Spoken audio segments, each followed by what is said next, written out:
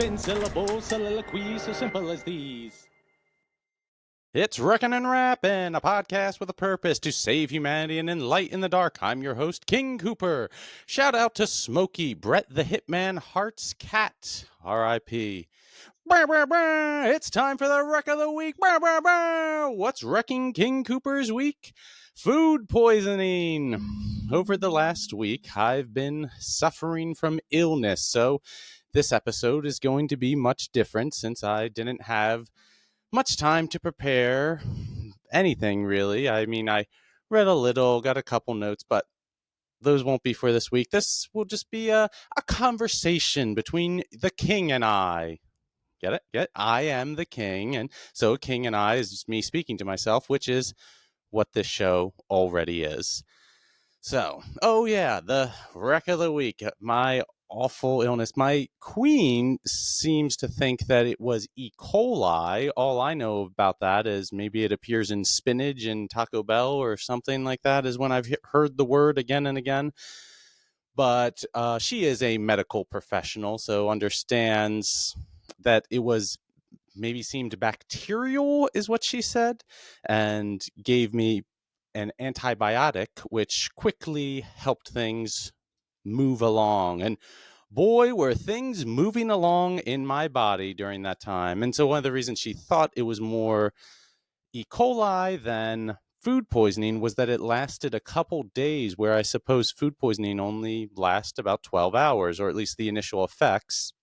And then, of course, you're dealing with the other effects. Well, so the initial effects being things running through your body very fastly. Also, some things deciding not to run through your body and they go back the way they came. So the effects after that initial running through would be one, you can't eat or probably can't drink. You're definitely not drinking enough, so you're getting dehydrated. And so then the stomach shrinks, so you don't want to eat. You don't have room in your stomach, so you nibble on a little, saltine. That's usually my go-to for getting food in me, is just nibbling on a saltine. Did you know it's impossible to eat 6 saltines in 2 minutes without drinking any water?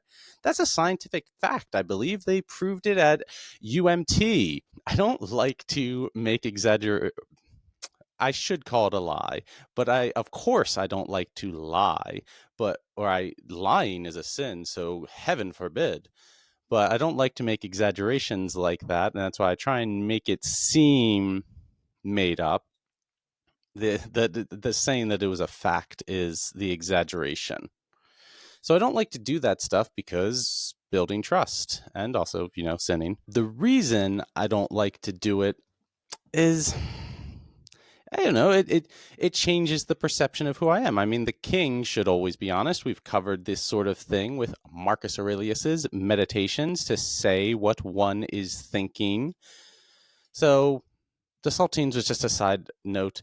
I was talking about that you become depleted after several hours or one day, maybe 2 days of not eating enough. And then it's a struggle to get back to where you were before, just in terms of eating and then getting the energy in, doing something with the energy. That's all hard enough after one day, but after 2-3 days, boy, was I in a rough place. And the hardest thing with kids, I don't know if it's the hardest thing, but a very hard thing of having kids is there aren't sick days. So even though I'm bent over in pain or needing to use the potty all day long, the kids don't care. I mean, in the beginning, my one kid seemed to have sympathy that daddy was sick. My tummy hurts. But then after it started to impede on her life, it was, okay, dad, let's move this stuff along. We're done with your little hospital games. We're not playing doctor anymore. It's time for dinosaurs. She's just into dinosaurs right now. And of course, a baby doesn't. She's got her own problem. I mean, the life of a baby is just problems in a sense. I mean, they can't do anything for themselves. They don't even own bootstraps. Of course, my kids, they love their boots. So once they come out, we've got a pair of golden embroidered boots prepared for them, and automatic bootstraps. They pull themselves up. The pull yourself up by the bootstraps is a funny line, or I don't know, motto that is used. I've seen. Here's the thing about mottos that sort of capture all of society is that they work both ways. I've seen some people say that, like, saying it seriously to pull yourself up by your bootstraps, and some saying that it's sort of a prank on those it's talking to because it's impossible to pull yourself up by the bootstraps. So see, both parties agree with the saying in some way, and so that way it continues to build. Anyway, so we were talking about being sick. The kids don't care, and you still got to take care of them. They still need to be fed. They still need to be cleaned, because as messy as I was, they can become messier in an instant. Well, that's probably enough wrecking, right? Well, I can give, so with this is wrecking and rapping, I can now give you some rapping. This one I know is from Eminem's ShadyXV Cypher. So I don't know what a cipher is. Just sort of, it's like one level below a mixtape, which is one level below an EP, which is one level below an LP. It's just like, hey, I wrote these words. I want to, they're not album quality, but I want to get them out to the public because I think they're still good. This is Eminem's last verse on the ShadyXV, and so that was Shady Records. His 15-year anniversary is also why they did it. His last verse: rootin' this, tootin' this, shooting this from the hip with the sentiments Eminem is penning them for the women. I'm an enemy of them and the epitome of me, an inconsiderate idiot, but they consider me equivalent to committee. They're trying to get rid of me. Gadzooks. But a sticky stand for the figgy flag of the United States of the freedom I distribute these raps through. And if I catch you doing anything hindering or prohibiting that after I get your tattoo of my lips on I'm literally picking up and deliberately whipping the Statue of Liberty at you. Time to break down the bars. So probably the reason I wanted to learn this verse in the first place was because the beginning, rootin' this, tootin' this, shooting this. It's just fun to say. So yeah, like I was saying with a cipher, the ranking of music, that this is not so much lyrically saying a lot, but they're the beginning and the end, because the end is the deliberately whipping the Statue of Liberty at you. And the rootness tootness, those are both very fun sounds to do. But what I can say about rootness tootiness and children is when a baby is looking for milk on the mama, as they do with their mouth, they are rooting. And when they have gas coming out the back of them, they are tooting. Toot, toot, toot. So when they are looking for milk and passing gas, they are rooting and tooting. But they are not shooting. Of course, we would, Lord forbid, we would say such of a thing in conjunction with our children. But should they be taught how to use these things?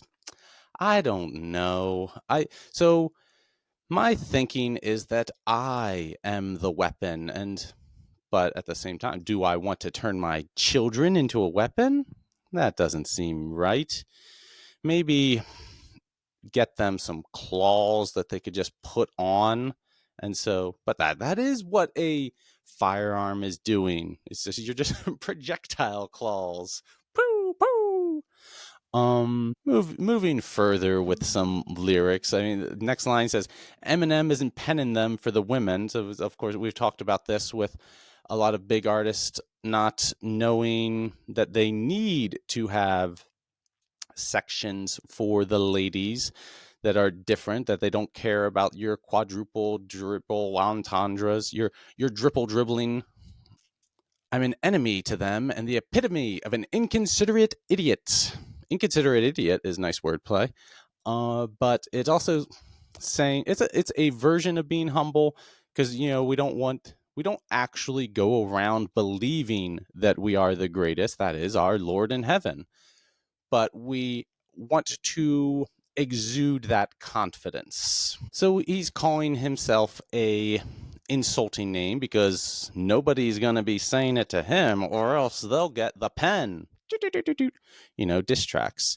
And while I'm on writing for women and diss tracks, we did get to see Not Like Us performed at the Super Bowl by Kendrick Lamar, he's on top of the game right now. I mean, technically has been for larger than a decade, and that's where you kind of get into the beginning of this beef. Is he took some time off from running the world to regroup and think about his feelings, and then people started saying I'm the best, and then he came back and said boom.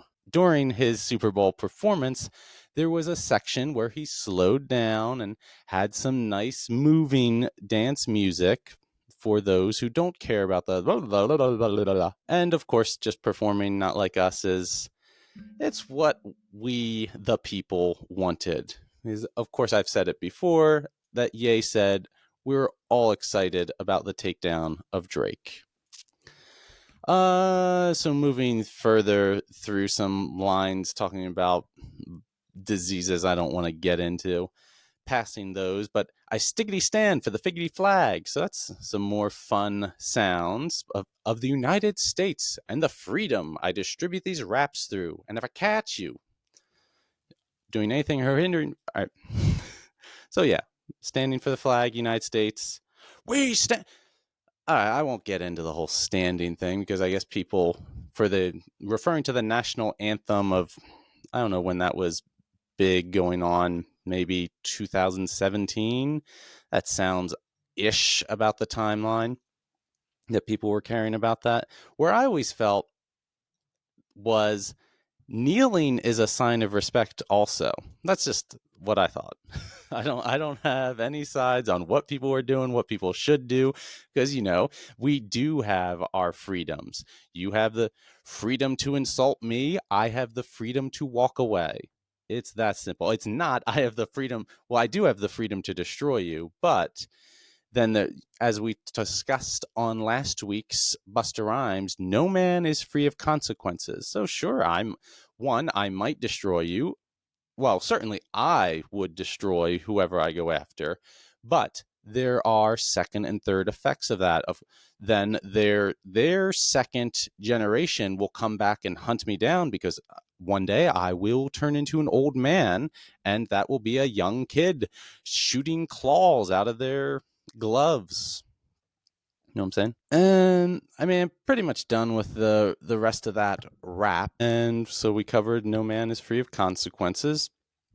Always a good thing to just be aware. I mean, we should be aware of our language and our actions. Oh, here's what I want to talk about in this episode was just being aware of what's going on with the show and where are we headed with it all, because things are going well. We're now, I think, past 1 year anniversary. This episode would be the 52nd. So we're 1 week past because we missed the second week. I feel like a fool because I missed 1 week out of or I didn't upload an episode 1 week out of the whole year. I really didn't think I would do 51 out of 52. I expect more like 25 out of 52. But so things are good with that. The struggle then with social media is the grind. You have to do it forever because if I were to miss a week, then I just fall off from the algorithm. They say, you can't keep up with the upload schedule. We don't want you anymore because the internet does not sleep. What's going on with the show? Well, season 2, this is what I'm calling year 2. I've of course already mentioned the life coach thing. We're getting off to a slow start with it. If it happens next year, so be it. But darn it, that's not how we operate here at Wrecking and Rapping. We set a goal, we're going to do it. We destroy the enemy. That's a rap I need to do sometime, is the soldiers, or I think the Soldier's Creed. I am an American soldier. I am tough, physically disciplined, etc. I think it's like physically, mentally tough. One of the verses, like, I will seek out and destroy the enemy, something like that. And we were taught to scream it with all our might. And every night we would, this is basic training now I'm thinking of. We stand at the end of our bunks, and in basic training, it is, at least infantry, it is one big room. I think it was 56 guys in one room. So that's 4 rows of bed, whatever 56 divided by 4 is. This is exactly why 24 is supposed to be effective, or used in our cases, but maybe it's not divisible evenly. Stand at the end of our bunks. The 2 rows are facing each other. The other 2 rows are facing each other. So I had to stare at this kid. He was like he's a heavy-set ginger from Massachusetts. So he had that famous, the Park Macaw and the Harvard Yard accent. I stare at him and scream this Soldier's Creed as hard as I can because it made him laugh. So that's one of the things of military life, is trying to make the best of a bad situation. We're tired. You don't want to be screaming and singing songs right before bed after you've been, I don't know, marching and cleaning weapons all day. But if you can get somebody to laugh, well, now we're having fun. And it makes you a friend, even though I don't know his name and haven't spoken to him since basic training. But, having that friend helps the time pass faster. And that is the kind of the goal with military situations, is you're just passing the time. Whether I'm in basic training and it's like so many weeks until we're done. I mean, they even break it down to like 3 weeks. I think ours was 15 weeks total, so 5 segments of 3 weeks. See, we're using math again. Zimmy zam boomafoo. So every 3 weeks was a different guide-on color. So I think it was like red, white, and blue for the first ones, and then maybe black and gold, because I think black and gold would be the Army colors. I don't know why green wouldn't be involved, but I'm just thinking of the Army college. I feel like they use black and golds. They might be the Black Knights. I don't know. So each phase, you're just trying to, all right, I just got 3 weeks until we're out of this phase. And then, because they're, of course, going to tell you, like, okay, so maybe blue is like the end of basic training. This is like 9 weeks long. And then 15 weeks would be that extra bit is just infantry training. And so the end of basic training, that 7 through 9 weeks, is going to be the hard or very hard weeks. And you just know, I just need to get through this. And they'd have certain heck weeks. Of course, I'm not going to say these diabolical words. And that's when you're not sleeping enough and you're just pushing all the time. Maybe I'll talk about the final night. I don't know if there was a specific word. It might have been another heck week, because you even hear of heck week in I gotta stop saying that now, in like SEALs training. I remember there being a popular documentary going on at the time, or when I was growing up, that influenced me into wanting to join. But I was no interest in the SEALs, thank you. I mean, the Navy, how could I be caught dead in such a place?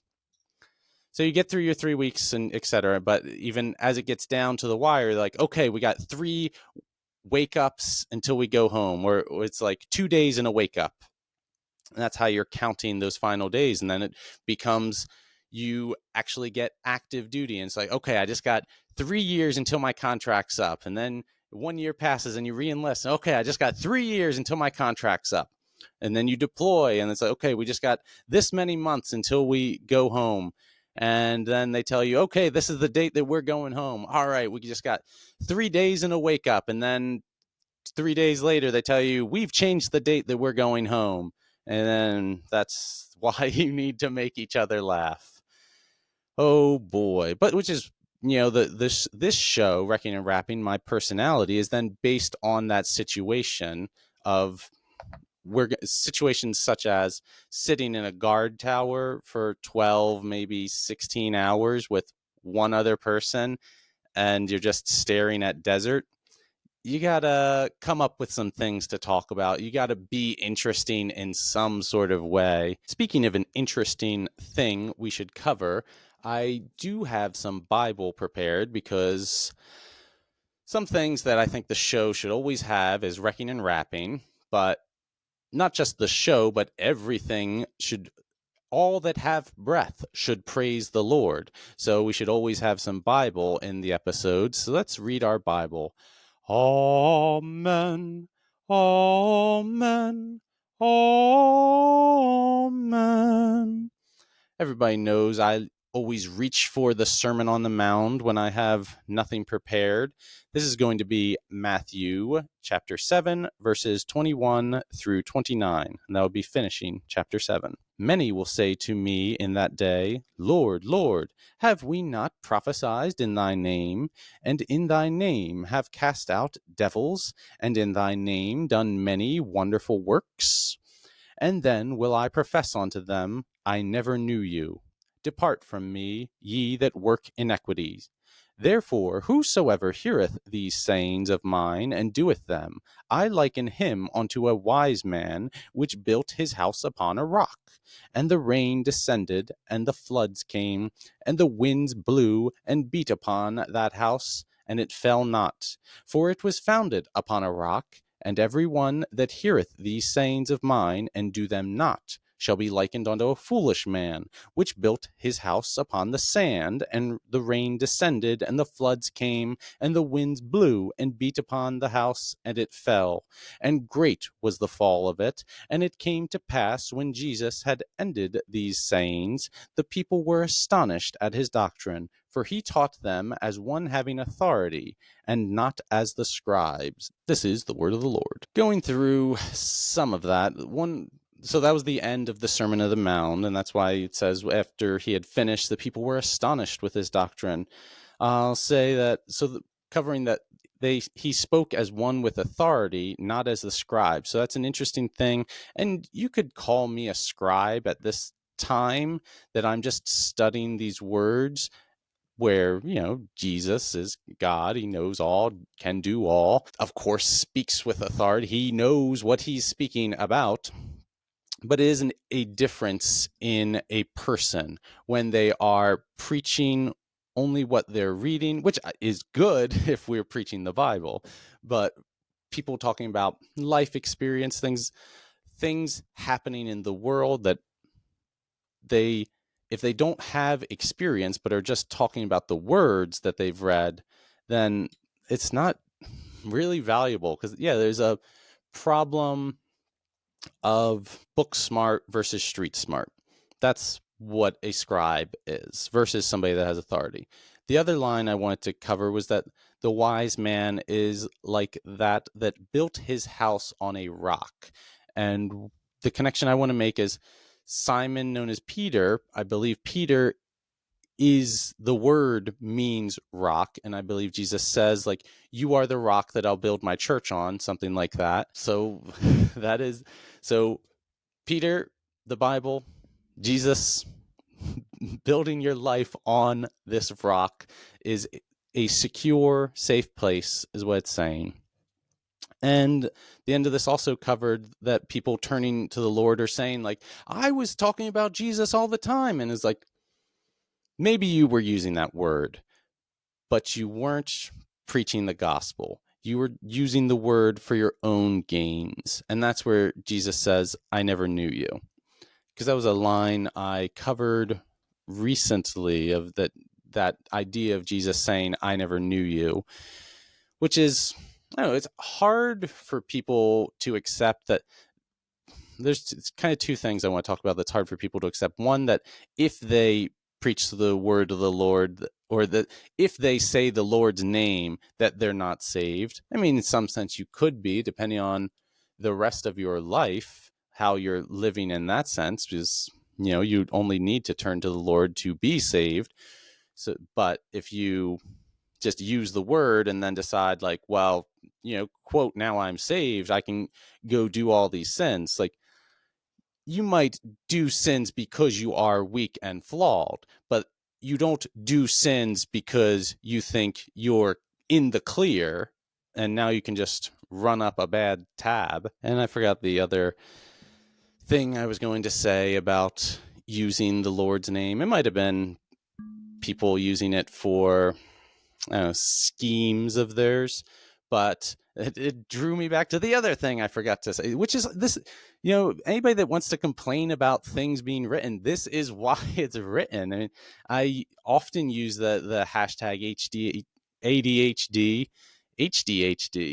high def disorder, because if I'm just talking, then I'm going to get interrupted by a thought and not go back to finish my one from before. I was talking about what's going on in season 2 and year 2 of Wrecking and Rapping.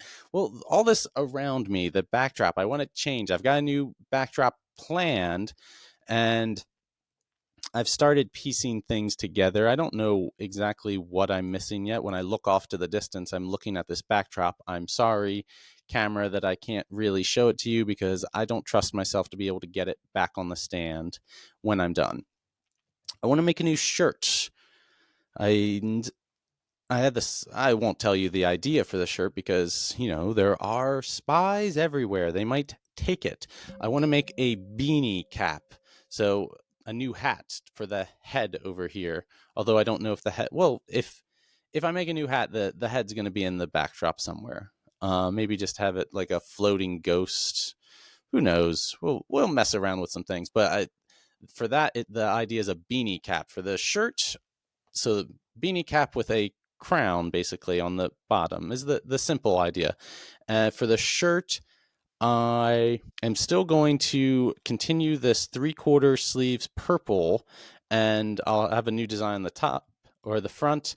And after that, I'm going to be done with this shirt. Then I'll make, I don't know what I'll do in terms of garments after that, of like new shirts, because I still have these design ideas. I'd like to do different things. A flannel is high on my list, but I want to make my own flannel pattern. So have you ever seen a flannel that has gold and purple involved in it? So that's something I would like to do. Probably be purple, gold, black, silver in those. I don't know if it's called tartan, is the rectangle cross hatching, whatever. So I'll get to that someday. But I want to finish up with this specific shirt just with a different pattern. Of course, the end state of this, all my outfits and things, would be a completely gold suit of armor, similar to, I think it's level 3 in Super Ghouls and Goblins from the, SNES. You'd power up, and then you can maybe have baby's waking up, so I gotta wrap things up. Final thought: trust your gut, even when it's exploding. Thank you for listening. I hope you have a nice day. Goodbye.